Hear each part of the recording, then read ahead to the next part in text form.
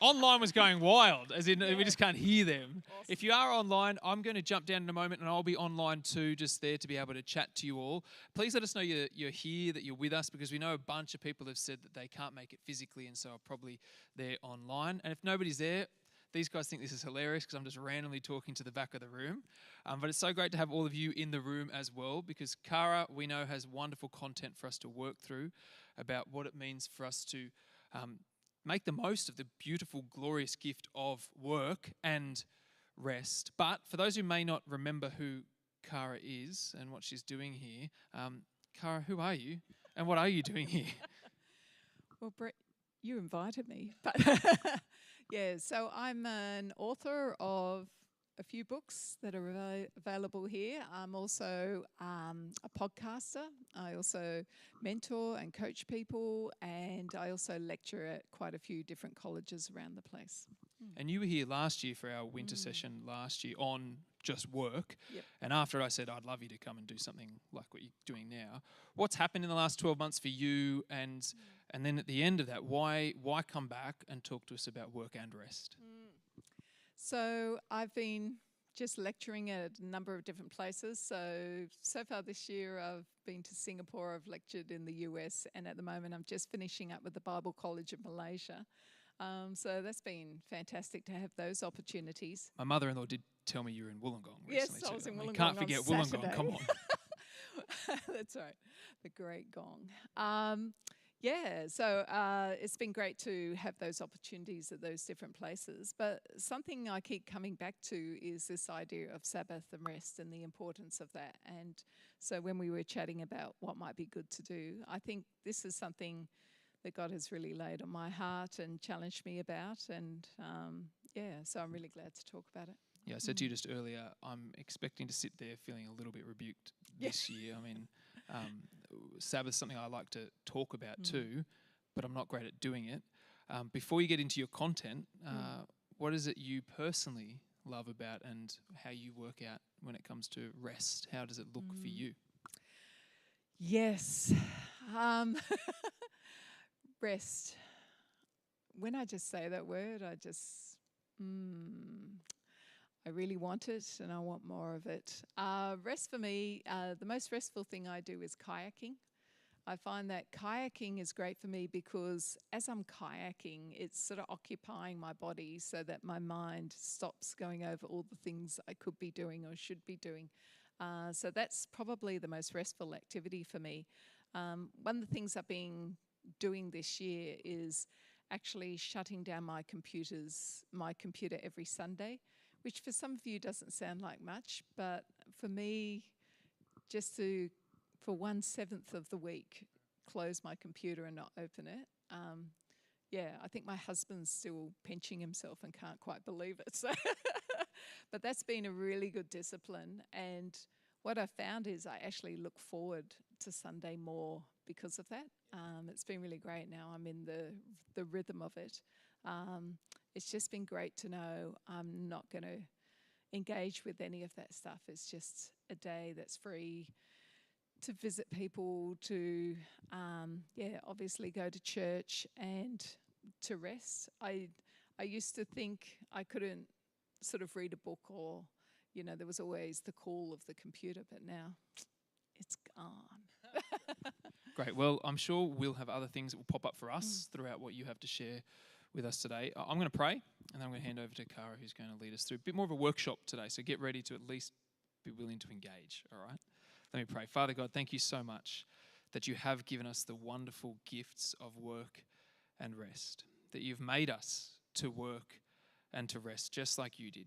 And we just ask that you help us to listen intently to what Cara has to say, and for that reason then put it into practice that we might be able to flourish all the more in the way that you have designed us to be. And we pray this in Jesus' name. Amen. Over to you. Great summary of my talk. Thanks, Brett. Okay, so let's talk about rest-work rhythms. I've chosen those words particularly, and if I could have that first slide up, that would be great. Thanks so much. I feel hamstrung not being able to click them on myself, but we'll wait and see if it comes up. Okay. Yay, thank you so much. Awesome. I think rest-work rhythms, that concept is so important, and it's a concept that has really helped me hugely in thinking both about work and about rest. This idea of rhythm, this idea that rest and work go together is absolutely foundational. You see, I think a lot of people at the moment are questioning work-life balance. So if we have the next slide, work-life balance is under pressure from people. People generally in society are questioning it. I've heard some people who say it shouldn't be work-life balance, it should be life-work balance. We shouldn't put work first, we should put life first. There's also been commentary in the media that that word balance shouldn't even be there. It should just be life-work. So I think this is a conversation that's not just happening within Christian circles, it's happening more generally as well. People are feeling that life as it is often feels like it's unsustainable as it is. So what can we do?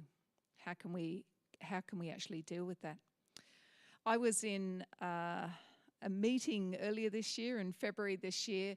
There was a bunch of people who'd been invited to this meeting in Canberra. It was a whole load of economists, including Ian Harper, who's on the Reserve Bank board. And there was also a group of theologians, and then there was some faith work sort of practitioners from around Australia. And I was sitting there just keeping up with about 40% of the conversation. And then the guy opposite me said this thing that has just resonated for me all year. He said, Sabbath is the pinnacle of creation. Sabbath is the pinnacle of creation. If we look at the next slide, you'll just have an idea of that. Sabbath is the pinnacle of creation. But something in me was fighting that. I think it's partly because I've made it my whole life's work to talk about work, but I was thinking, no, I was fighting against it. I was thinking also, human beings surely are the pinnacle of creation, But then as I thought about it, I realized that actually it's true. What's the final thing that God creates? It's Sabbath. And he does it on the seventh day. And the number 7 is the number for wholeness and completion in Hebrew thought. Sabbath is the pinnacle of creation. And I've been reverberating on that and thinking, actually, that makes a lot of sense of some other texts that we have in the Bible. So if we look at Hebrews 4 on the next slide, Hebrews 4 talks about a Sabbath rest with God, a Sabbath rest with God. And as that is the thing that we're looking forward to. And I wonder how you feel about that as something that you look forward to. How do you wrestle with that? But if you think about that first Sabbath, what's happening there is that it's pre anything going wrong. It's all of God's creation, human beings, animals, plants, living, just resting with God. And it's a beautiful picture of all of us in harmony. So Sabbath rest with God is a picture in Hebrews 4 of this harmony. And then if we go to Revelation 21, right at the end of the Bible, we see that new creation is actually about dwelling with God. If we go to the next slide. And that's this idea that we are with God in the new creation, I think is a really significant thought as well. I think there will be work in the new creation, but I think that the idea of just experiencing also Sabbath rest with God in the new creation is something that our souls need to remember and to breathe, and can also give us, I guess, a bit of release and relief from some of the stress and pressures that we might feel right now. Because the reality is that that's not the way that we often feel right now. I think our general experience in life is of having everything squeezed. And I think there are good reasons for that. If we look at the next slide, we'll see that work and life and faith are all squeezed. At the moment, many of you do some form of work, whether that's paid work or study or helping out in the community or working for the church. There's so many different elements of work that you do. But as well as that, many of you also may have some sort of education component as well, some study that you're doing in addition to any work that you do. The fact that you're here tonight, online or in person, is also a form of education that you're doing, so you're committed to it. That's beautiful. And then there's the pressure of home as well, maintaining a home, looking after a home, creating a home for some of you. That's a whole load of work as well, and a whole load of stress and pressure. And then there are relationships. Maybe that you're forming a relationship, maintaining a relationship. If it's not a romantic relationship, then it's friendships and so on that you have.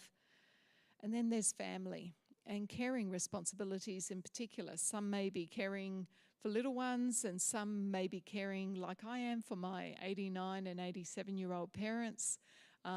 There's a whole load of responsibilities with family. For some of you, family is a good thing and an easy thing, and for some of you, there may be conflict in family and other stresses as well. And then there's the side hustles. We used to have hobbies. Now we have side hustles. It's almost like you can't just enjoy something, you've got to turn it into something. Even we have bees in our backyard. We create more honey. Actually, the bees do all the hard work. They create more honey than we can eat ourselves. And we're happy to sort of give it away on occasion. But my son has started selling it around his workplace, and he's a fantastic salesperson, actually. And it's become a mini side hustle. But we just enjoy the bees. Like, we enjoy the experience of the bees. But some people also have paid work that they do, but they have a couple of side hustles which they hope will eventually turn into the sort of work that they want to do in a more regular basis. And I'm seeing that happen more and more, that people tell me, you know, I'm just doing this job. One woman I was talking to the other day has 2 things that she's going to get started in the next 18 months, 2 full-on businesses that she's already worked out. And then there's church. There's our church responsibilities. And there may be different levels of responsibilities for that. Some of you may have leadership type roles in different activities, maybe a home group or something like that. Maybe you're involved in worship. But church has a whole load of responsibilities as well. So we have these things that make us feel squeezed. I want you just to have a little chat. You can see those things up there. What are the things that you feel the pressure of there? Does that sum it all up, or are there some other things that I'm missing there?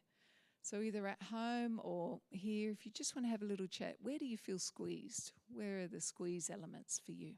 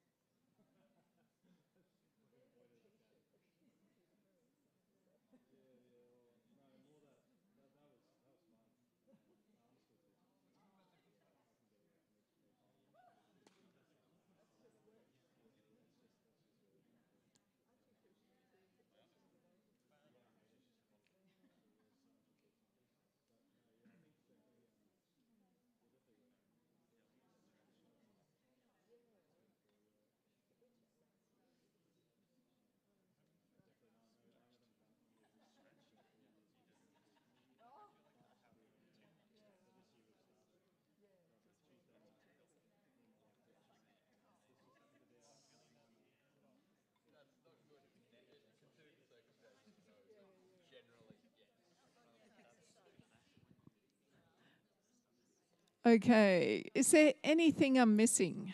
Are there some other things that you feel make you feel squeezed? Yeah. Gym and exercise, absolutely. People take exercise so seriously, don't they? Absolutely. My son-in-law is a bike rider. He thinks nothing of going for a 100K ride before breakfast. Okay, anything else?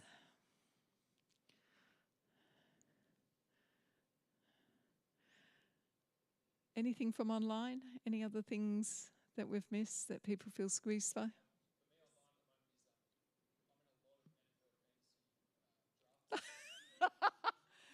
NFL fantasy drafts. They're making you feel squeezed, so you... Okay, here's the first rebuke, Brett.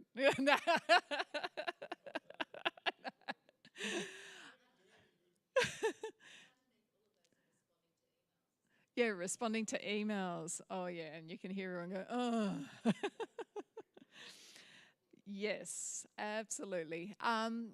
Some things I've heard from other groups is health. Health sometimes becomes something that, sometimes out of the blue, that suddenly squeezes your time horribly. My husband 2 weeks ago did his arm. We have a home maintenance business. We just found out on Friday that he needs to have an operation. So I'm going to have to be his driver for 4 weeks, which is completely reorienting our whole idea about what the next 4 weeks look like. So we're going to be really squeezed for 4 weeks as we recover from that. So health issues can certainly do that as well. Someone else earlier this year talked about commute, that her commute is so long that she feels the squeeze of that as well. So all these things make us feel squeezed, and it's real. It exists. That's part of life, isn't it? So how do we achieve balance in this? If we go 2 slides forward, I'll talk about the myth of work-life balance, because I do think it's a myth. I don't think it can. Well, actually, let me ask. Hands up if you feel you've achieved work-life balance perfectly. Okay, someone said sometimes. That's good. Yeah, usually I get 1 hand, maybe 2, but most of the time that's it. Yeah? Working part-time helps, doesn't it? Yeah. Full-time, no, that's right. And then you throw in young kids and it's really crazy. So here's one of the issues. One of the issues is we talk about work and life. And I think that's problematic because I think work is part of life. It's not supposed to be opposed to life. So there's the first problem, that I just think that's wrong.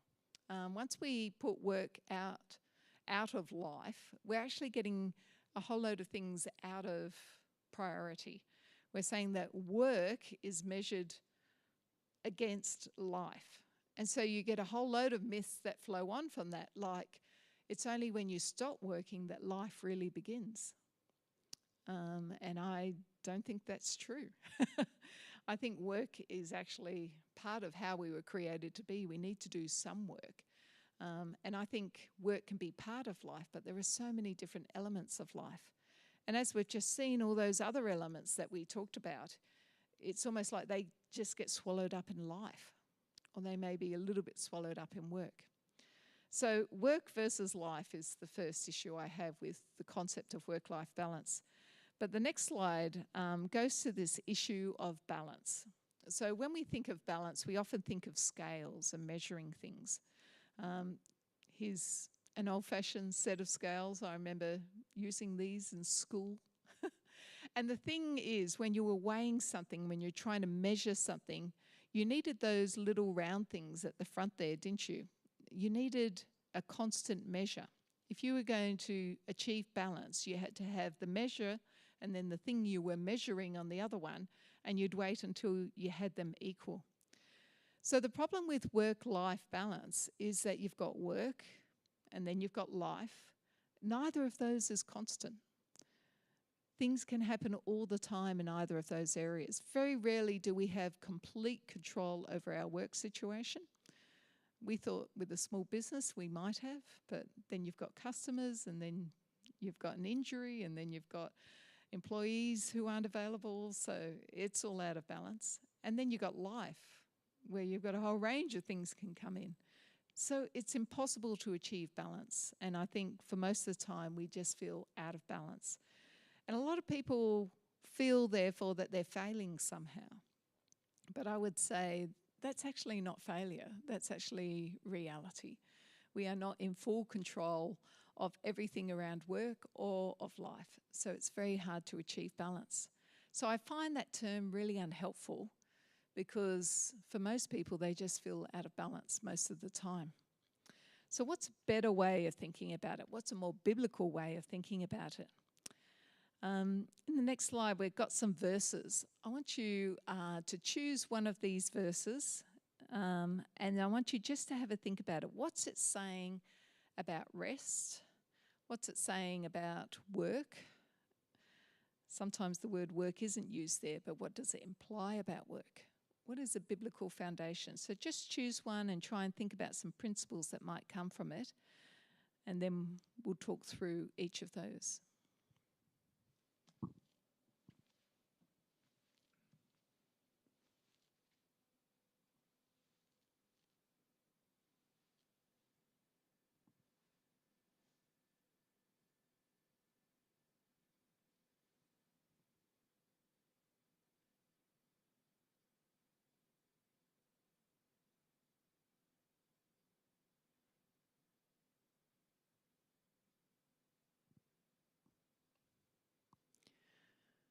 Okay. Did anyone look at Genesis 2:2-3?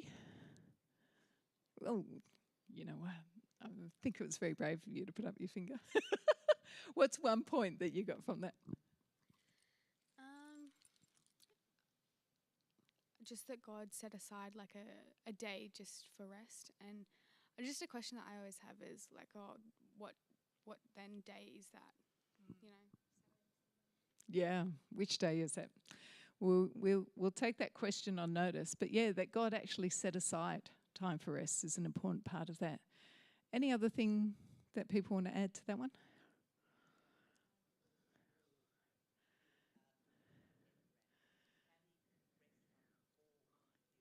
Rested from all his work for a whole day. I know. Ask the Pharisees how they coped with that one. Yeah, it's a good point. Excellent. I think it's really significant that God rested. One of the things that's really significant about it is, why did he rest? He wasn't tired. Often we think of rest as something you do when you're feeling tired, right? God wasn't tired. He spoke the world into being. His work came easily to him. It's that idea of resting from all his work.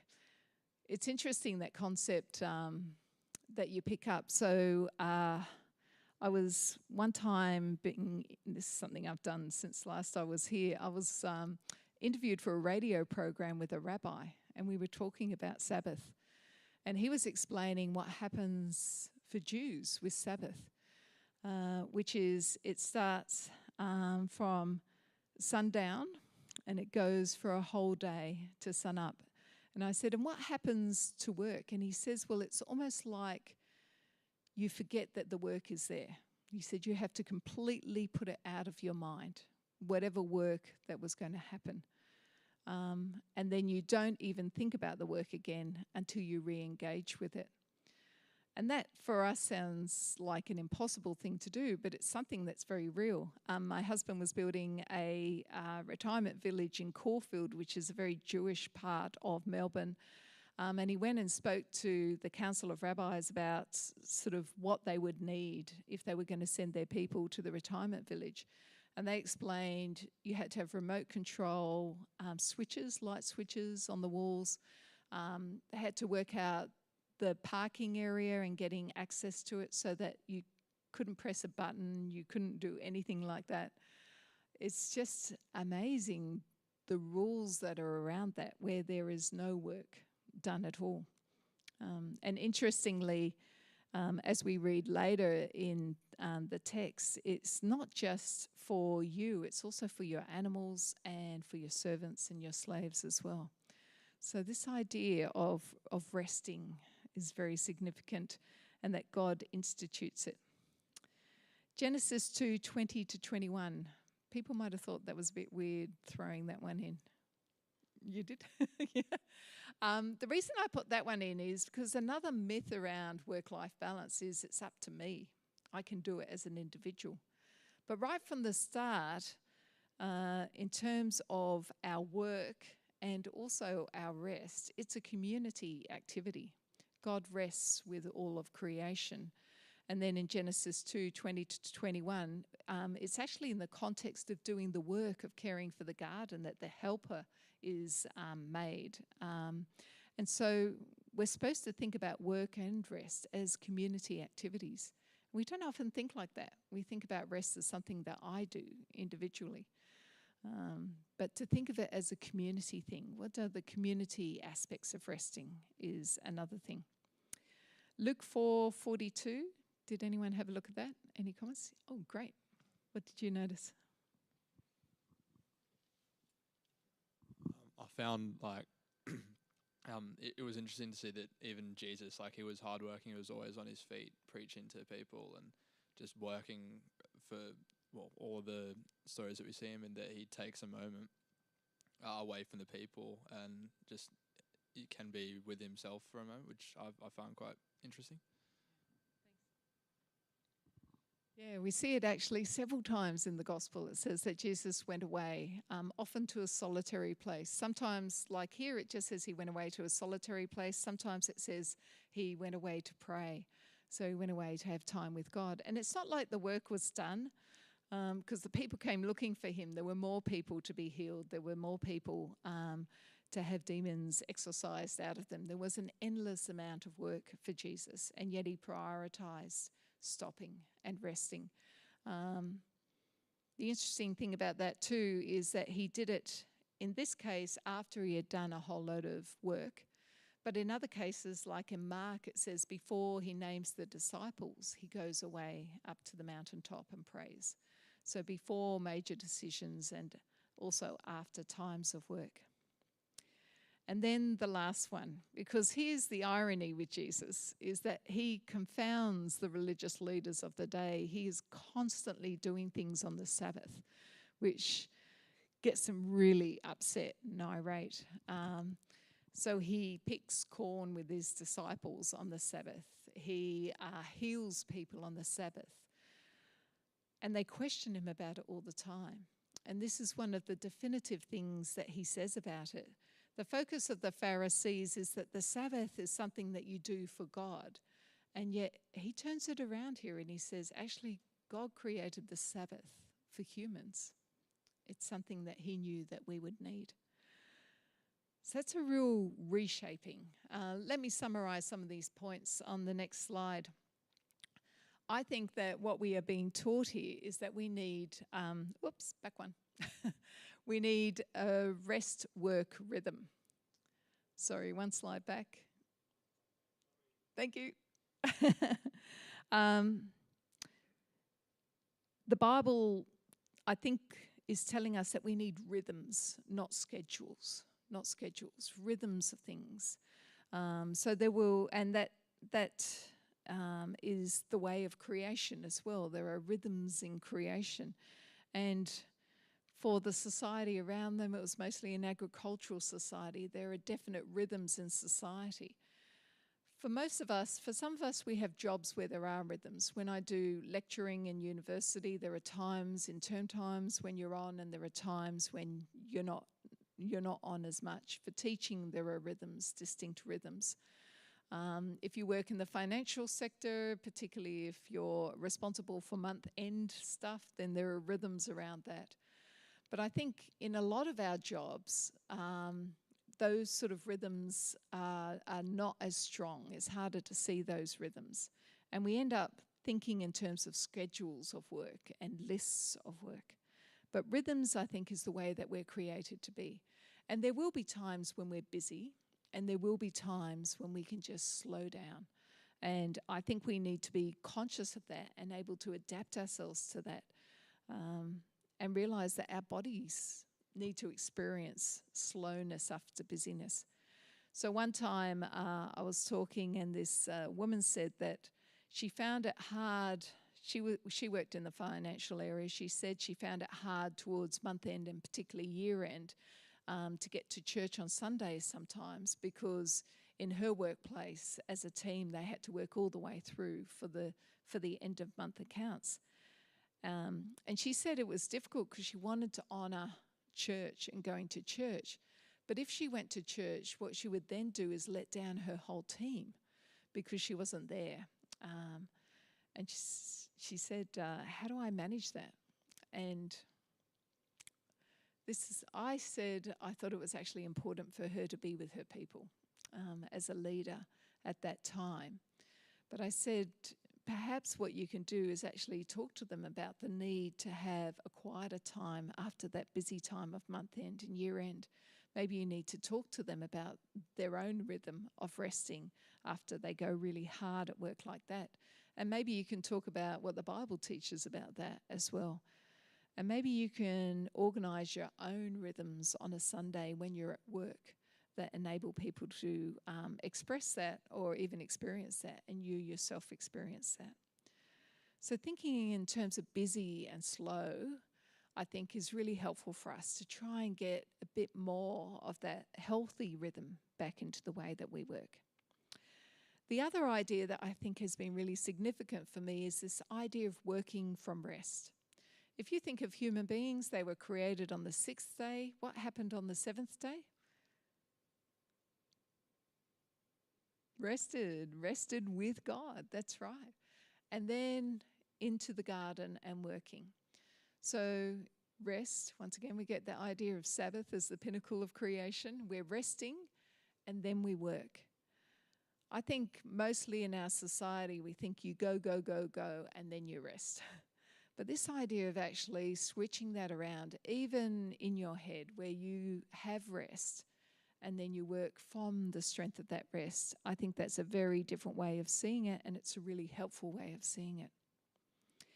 And the last thing that I think is helpful to say, especially countering this idea of paid work as the be-all and end-all, is that actually we're responsible for stewarding our whole life. Think back to all those different areas that we were talking about. There are times when different things in those different areas will become busier. And we've got to think about how we steward all of that. And if we've got that in our mindset, then it helps us to be able to prepare in advance and to take care of that.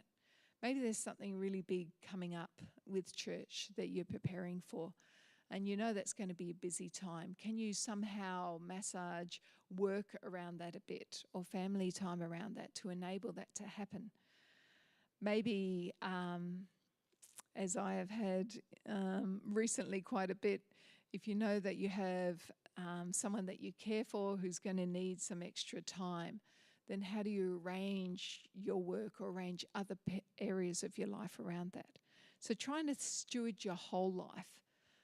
Often it's like we get caught out by certain things.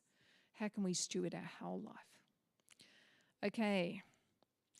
We'll go to the next slide. I want you just to think, have you been challenged by some of these ideas from the Bible? How does this challenge your ideas about how you think about rest and work? Maybe have a little chat with each other. I've got Mentimeter up there because sometimes I actually get people to fill that in, but I can read you some of the responses from other groups when I've asked them this question. But have a little chat amongst yourselves and then we'll share.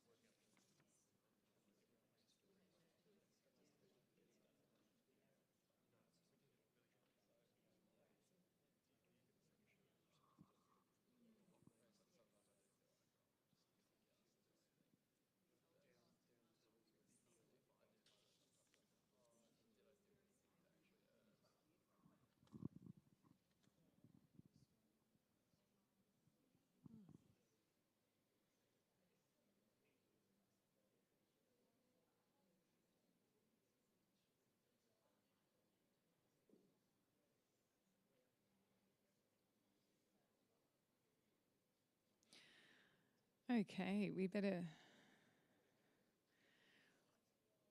keep moving, but we'll have an opportunity to have another little chat in this moment.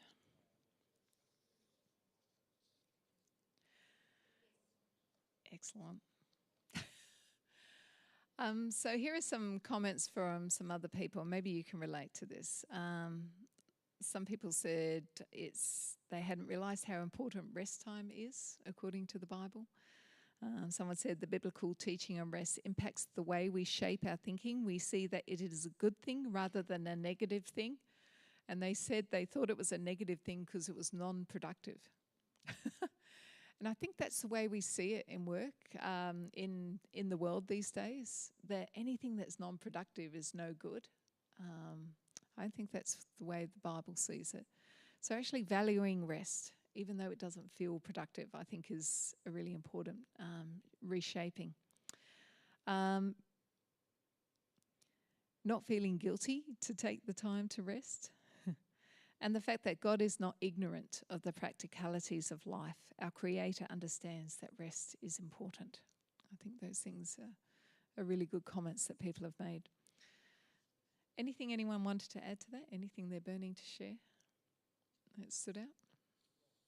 Yeah, go.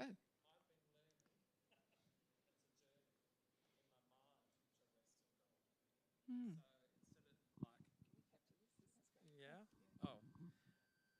Yeah, I was talking with Ruth here about I've been learning how to rest in God. So in my mind, so it's not going in the wrong directions or tormented or anxious or anything like that, just finding a place where I'm not wrestling anymore.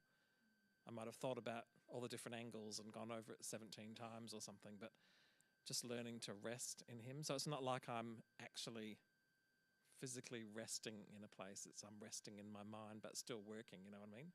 Does it make sense? Because that's an amazing thing to be able to learn to do and have that peace. Like, it's a fantastic gift of God as well. Awesome. So that was the idea of resting even while you're working. It's actually a state of mind where you're resting in God. You remind me of Brother Lawrence. Have you heard of him? Brother Lawrence from hundreds of years ago. He was a monk who had this ability to sort of experience the presence of God while he was washing the pots and pans, very busy job in the abbey.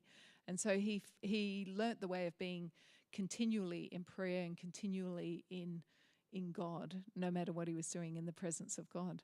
Being able to cultivate that, wow, that's beautiful. We'll all ask for tips a bit later.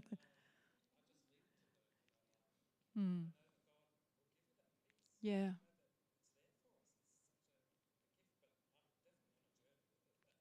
That's great. That's beautiful. Thank you for sharing that. I think that's a gorgeous, gorgeous idea. And I think that's the sense I get in Hebrews 4, the Sabbath rest of God. It's just that deep encounter with God all the time. God at the center all the time. I think one of the things that means that we don't experience much rest, and some of the drivers for anxiety, is the expectations that we have. And I think a lot of these expectations are placed on us mostly from the world and the world's expectations, but they also become things that we just unconsciously accept. So if we go to the next slide, I've got some of them here.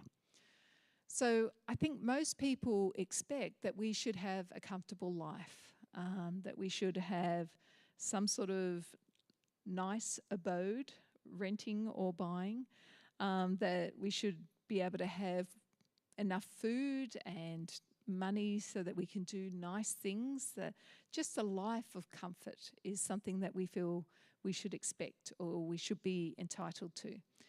I think also there's an expectation that our romantic relationships, if we have them, will satisfy everything that we need. There's a high expectation of what a romantic partner would be like. I can hear some giggling happening. Our other relationships, whether they're family relationships, whether they're friendships, that they'll be wonderful and fulfilling and no tension, no conflict. They'll just be brilliant. Our careers, we expect our careers to always be in an upward trajectory, We're going higher and higher, earning more and more money, that our work will give us meaning and purpose in life. Leisure activities. You can't just go around and kick a ball around the backyard anymore. You've got to have a really exciting leisure life as well.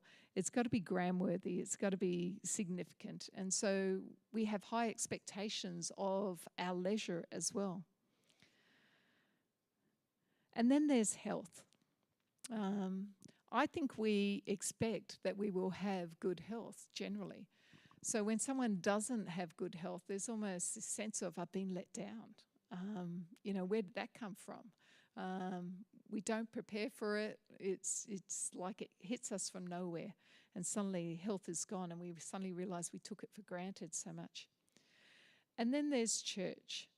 We want a church where Brett preaches as well as Tim Keller, where the worship team are producing music that's on a par with Hillsong as it used to be, where there's amazing prophetic prayer and wonderful spiritual experiences. Like, we want a church that's like that. And that is Menai Baptist Church, thankfully, but it's not always of every church.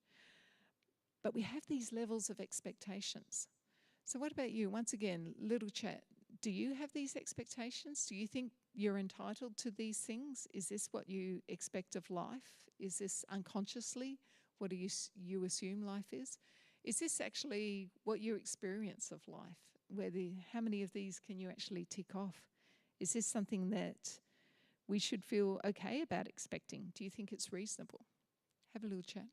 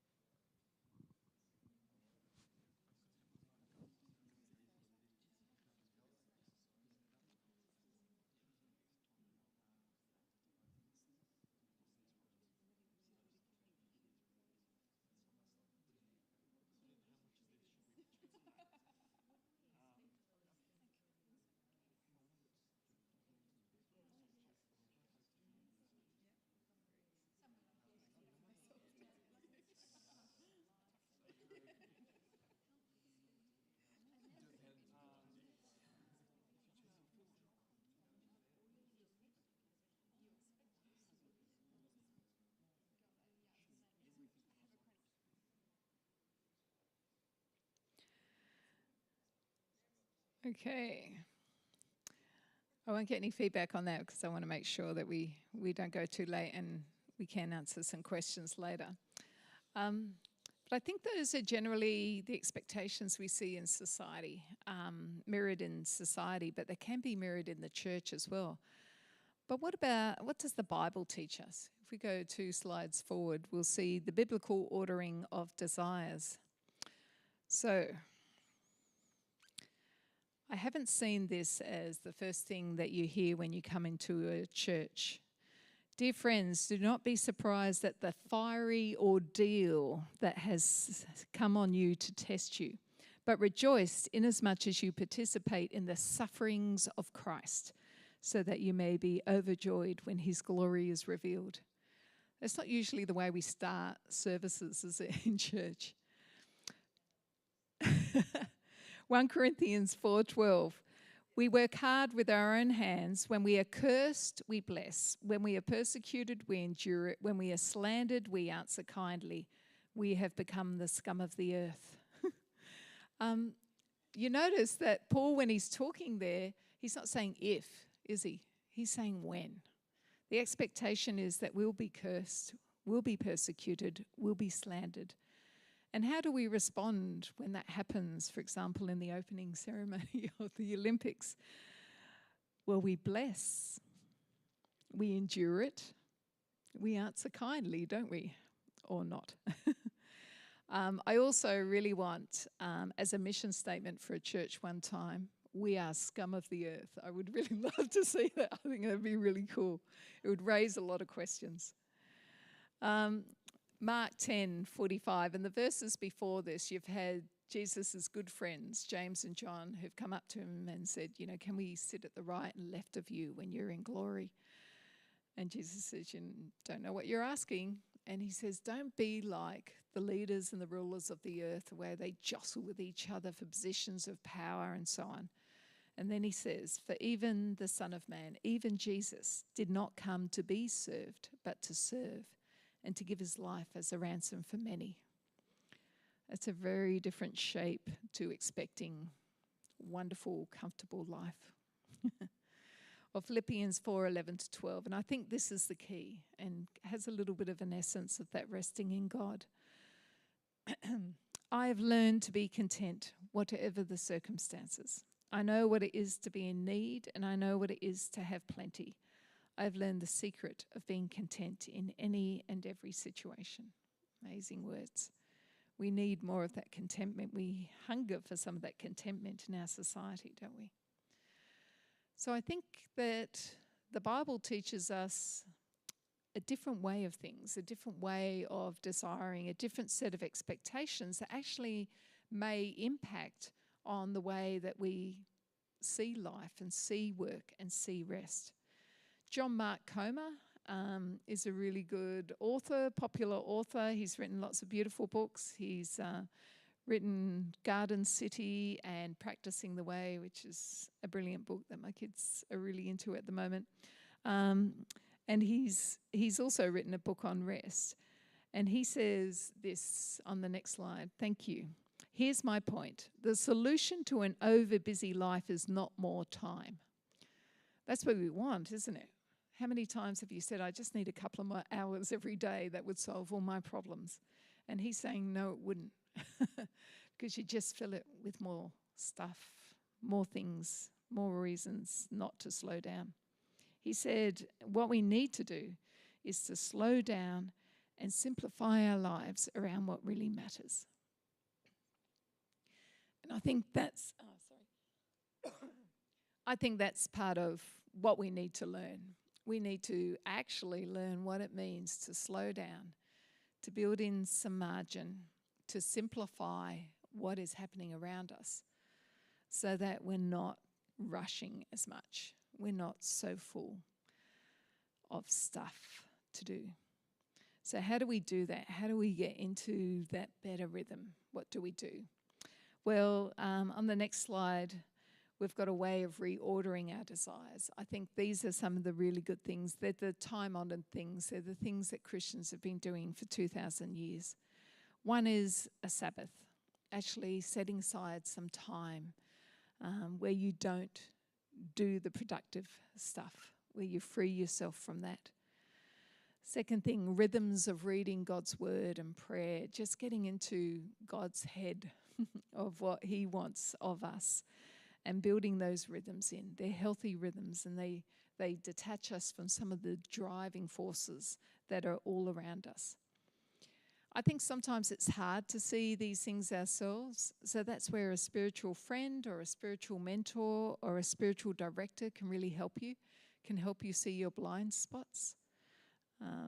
I've got a friend, and every now and then she just texts me one word: breathe. And it's always at exactly the time when I need to hear it. And then worship. Worship is fantastic. Worship is great because it takes our eyes off us and turns it on to God. And worship can happen anywhere, anytime. It can happen in church, it can happen in your car. Just taking that time to adore God wherever you are and whatever you're doing is really fantastic. And then the last one is gratitude, just being thankful. I think there are so many things we take for granted, and we might miss the beautiful gifts that God is giving us every day. The gift of a sunset, the gift of a sunrise, the gift of the warmth of sun, which I really missed today, the gift of gentle rain, the gift of food on the table, the gift of friends, the gift of a country that's mostly peaceful. We have so many gifts that we just take for granted.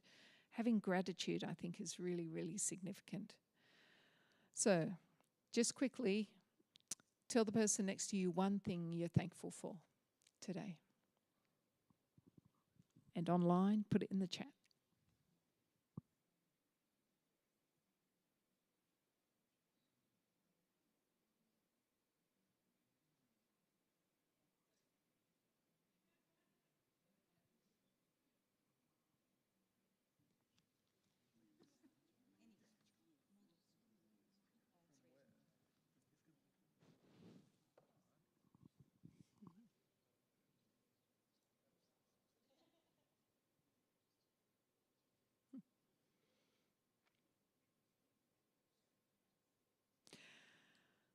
I don't know about you, but the moment you say thank you, it changes your whole orientation, doesn't it? It changes your way of thinking about stuff. We need to say thank you, especially to God more often, I think.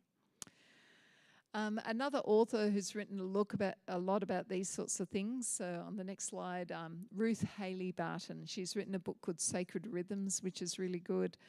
She's also written a book on Sabbath, and she said this: most of us are more tired than we know at the soul level. We are teetering on the brink of dangerous exhaustion, and we cannot do anything else until we have gotten some rest. We can't really engage any spiritual disciplines until solitude becomes a place of rest for us, rather than another place for human striving and hard work. And her point is that until you're able to be alone with God and satisfied there, any spiritual discipline, somehow as humans, we turn into something else we're trying to achieve in or be productive in or strive for.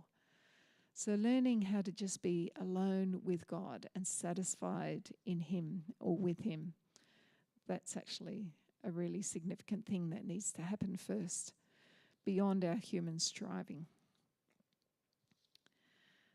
Okay, we've talked a lot about these things. Let's talk a little more about Sabbath.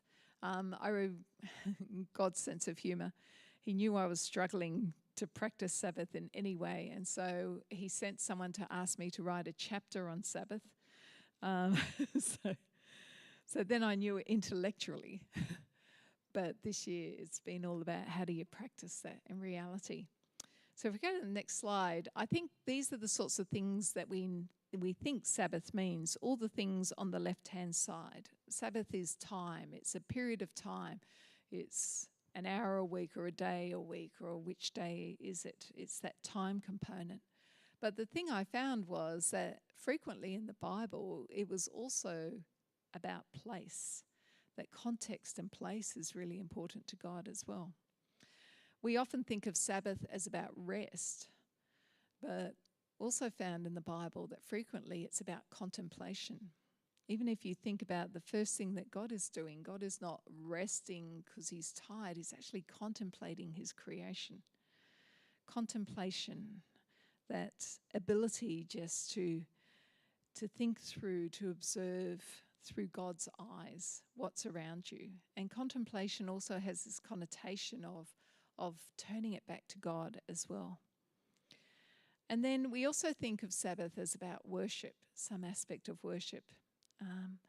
But the other thing that I began to discover, that it also is an opportunity for reimagination. So Sabbath is that break from work and from our striving so that we can reimagine what it could be, what God could want us to do. So let's have a little more look at each of those, a little more detail. So next slide, we'll start with the idea of place. For me, the place where I just go there and I can feel God's presence is the beach, which is why I put it up there first. For me, that's the place. That's a place where I just feel drawn to God. For other people, it's bush or mountain, someone said one time. For other people, there's a certain place in their house. John Mark Comer, in his Practicing the Way, talks about having a prayer chair, a special place where you pray, particularly to God in your house. A friend of mine has a big red chair where she goes to talk to God and pray.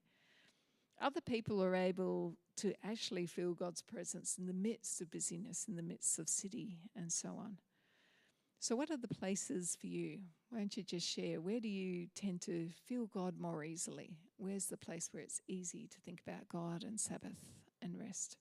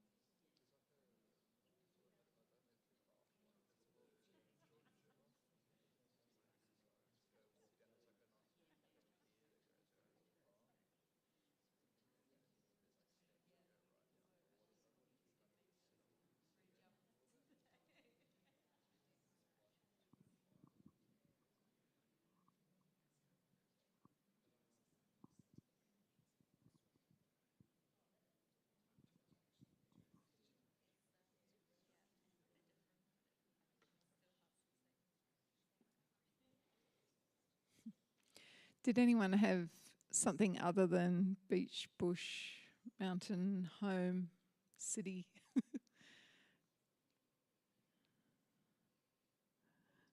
Painting. Wow.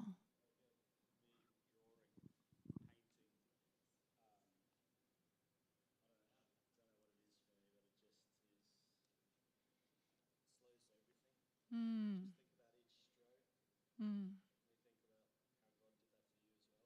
Wow. Mm. Mm.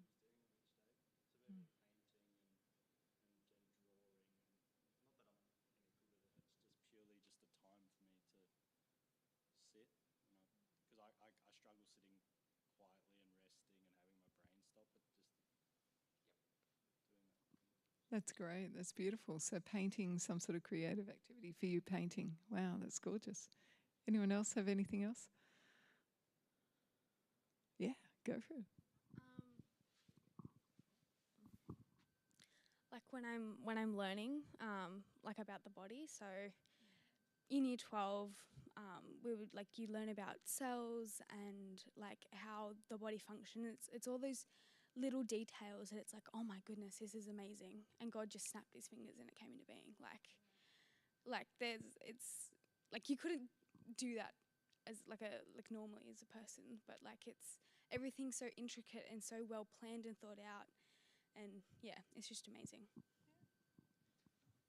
So true. And so when we're conscious of our bodies and more present in our bodies, you can encounter God more. Yeah, it's gorgeous. Beautiful.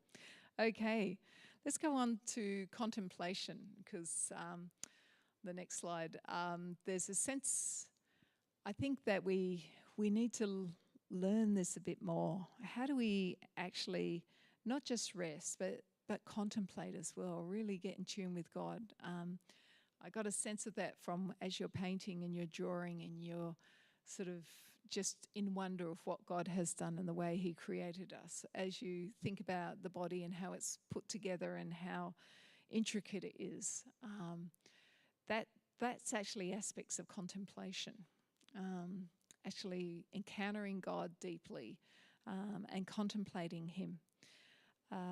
So sometimes journaling can be a way that we can do that. We can actually experience contemplation. So journaling about your experiences enables you to just begin to figure out, slow time down, as we've been talking about, and think things through more deeply. That's one of the ways you can do it. Reading God's Word is another way. Just having a sense of awe and wonder and curiosity, I think, is another way. And turning that back in some way to praise to God. That's a way we can experience Sabbath more as well.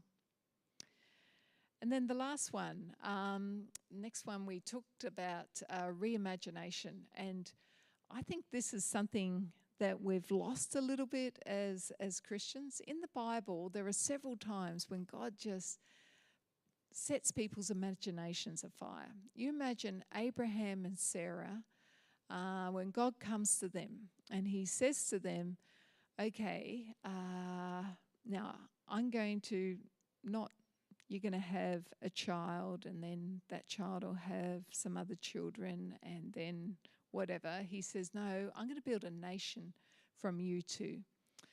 And you're going to have more children than the stars in the sky and the sand on the beach. And I'm going to give you a land. And it's just not just any land. It's going to be a land flowing with milk and honey. And then you're going to actually be a beacon of light to other nations around you. And this is to a very old man, very old woman, and she had not been able to have a child. That's the way God deals with us as human beings. He paints these amazing pictures, these amazing images for us. And I think that Sabbath is an opportunity for us to use our imaginations. You talked about drawing before, and I think anything creative helps us to re-engage with imagination. But I think that's part of what Sabbath can be. Sabbath is an opportunity to step outside the rush, the striving, the productivity, and to reimagine. Reimagine what work could be, reimagine what family could be, reimagine all the different areas of our lives. Maybe not every Sabbath, but maybe it's an opportunity to think about it. Maybe it's an opportunity to dream with God. What would be God's imagination for your work or workplace, for your study, for the way you organise your home? What's God's imagination for it? Maybe Sabbath could be a time when you could have the opportunity of doing that. And yeah, I think sometimes for some of us, we need to bypass the rational part of our brains, and that's where drawing and so on and other creative pursuits can help us to do that. So those are 3 ideas, if I can encourage you to experience rest in a different way. Think about the place of rest for you. Think about contemplating God and what that might look like. And think about reimagination and building that into a bit of a Sabbath practice.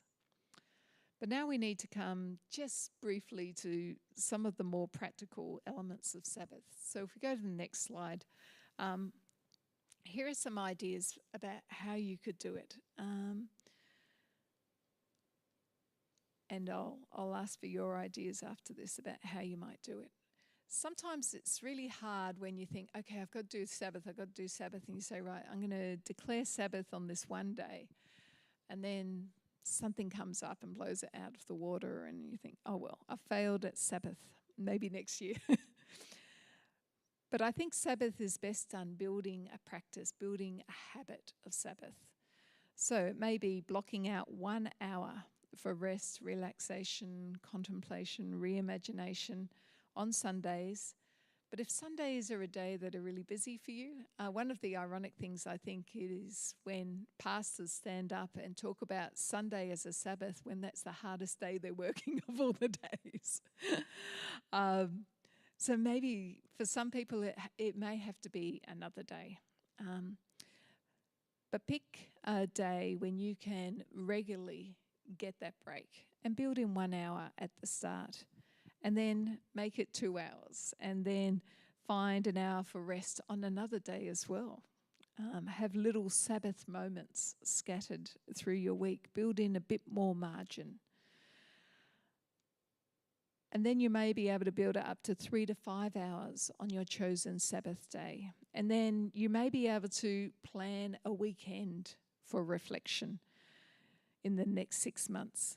And then in week 12, maybe by then, or maybe it will take a whole year to get to this, Andy Crouch talks about having half a day a week, a day a month, a weekend a year. Now, once again, as I've been saying this, especially if you have young families, this may just seem impossible and ridiculous. And some people at home have young families, I know, which is why they can't be here. But Sabbath isn't something you have to do alone. Sabbath is something that you can do in community. So I know of families who choose a period of time, they call it Sabbath with their kids, and they say this is just half a day on the weekend when we're going to just have fun and do things. And they find out what the kids really want to do. And basically it's things that nourish you, things that give you life. And doing that with other people is often the way to do it. So I think we need to receive Sabbath as a gift from God, as an opportunity to reconnect with Him and reconnect with each other, as an opportunity to do this contemplation and imagination, and to step outside of the rushing and the striving and the productivity. So however you want to do that, however you can do that, I think just start and then see where it takes you. Has anyone instituted a Sabbath practice? Does anyone want to share what they do? Oh, okay. Say that for the people online. I think that's beautiful. The drawing and the painting we do that. Me and my daughter do that together, and she really loves it. She says it fills her bucket. That she always wants to draw, and she's really loving doing it. Yeah, a lot. Yeah, the ones Daddy, come draw with me, Tim. So it's good. That is totally beautiful. I love that, and I think she will never forget that. It's created a beautiful rhythm for your family. That's gorgeous. Anyone else have anything like that? Okay. Are there any questions that people have? Any that you want to do right now? Any questions from people online that I can respond to? Any concerns? Any frustrations?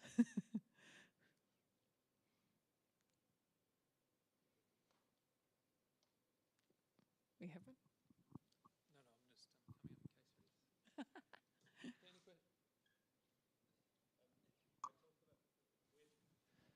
this. Any questions? Phil's got a question for us. Yeah. I talk about Sabbath as a daily thing with kids at school, that I've got a lot of Korean kids at school who, in their culture, there's no bedtime. None. I've got kids, I'm like, oh, what time did you go to bed last night? Oh, it was early night last night, 2 a.m. Right? And that's reality for every single day. And so I talk about Sabbath, and I don't know whether this is any shape or form biblically correct, but I do it because I say God rested. The Alpha, the Omega, His very breath gives birth to the stars, rested. So obviously we're bad at it because He's made the point of doing it, and you need to sleep each night, because in the Bible, every single, really early on, when it's like Holy Spirit only in drips and drabs, He talks through dreams, and He talks through quiet, and He talks through sleep. It's really important to sleep, and rather than get to a point of exhaustion, and that's when you stop. That's not healthy, or what I think. I love that. And actually, the word that we get Sabbath from, Shabbat, in Hebrew, just means to cease, to stop. And so that's exactly what it is. I think you're actually using it literally the right way. And maybe that's a concept that they need to hear as well from the sound of it. Wow. That was one of the most helpful things I found around Sabbath, was not to consider that it had to be one full 24-hour period. Jesus helped demonstrate the reality that it wasn't about a religious practice of ensuring that we got it done this particular way, because that just creates another burden for work, doesn't it? Yep. As he said. But instead that you can find moments throughout. When you asked before about the practices, I'd have to think back, because I was just reflecting on the fact that my family, we are, with the pressures and expectations that we place upon ourselves and some that are placed upon us by others, right, are in a season where we need to rethink our rhythms in order that we can best stop.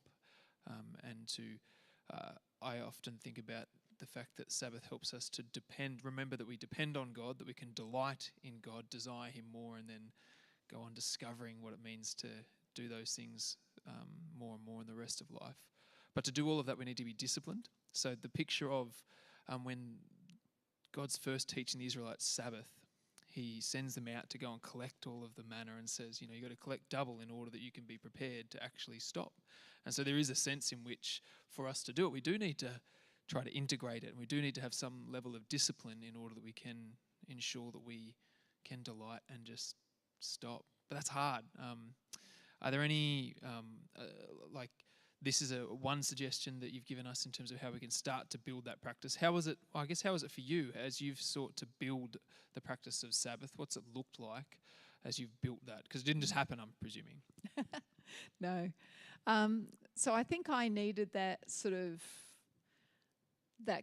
technology thing. I needed that technology-free moment because I just realised I was a slave to it. And so I needed that hard stop, because I'm not very good at doing things like by little. I need this, not on a Sunday, and people can hold me accountable to that. But the other thing is building in more margin has been something that I've been trying to sort of learn. There's a part of me that just wants to be as productive as possible. I don't know if anyone else has that drive. But to actually learn to build more margin in, which just gives a bit more grace for myself and for others, and to make sure that I'm not rushing as much. So I arrive sort of more relaxed to things. That's been really good. What do you do when that then means people are disappointed in you because you're not living to their rhythms? We need to have good boundaries about that. One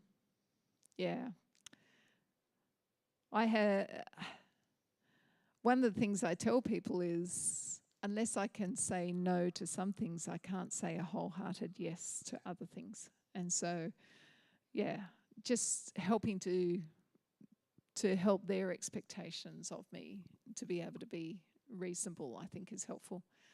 I think the other thing is that I've learned a lot from some Christians in the past who have really pushed themselves, but then have actually literally died from exhaustion at young ages. And frequently on their deathbeds, they have said, I shouldn't have pushed myself too hard. So just saying that actually I want to be available to God and to my family and to my community longer term. But that means I need to slow down in some of these areas now. Yeah, Viv has just posted online, no gives value to our yeses. 100%. Thanks, Viv. Yeah. And any other questions from in the house? Any other?